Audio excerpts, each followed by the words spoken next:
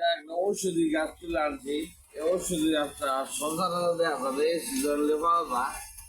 যে ঔষধি গাছটা অনেকে ধর আজকে আপনাদের মিললে আছে সন্ধানতা ফুল না পাওয়া যায় না, এটা একটা নাগমণি ফুল।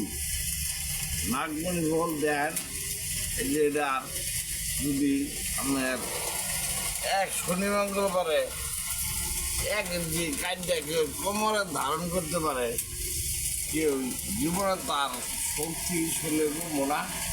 আমরা যে জায়গাতে যাবার মারামারি করিয়া লাগাতে লাগিয়া আমরা লগে পারতো না।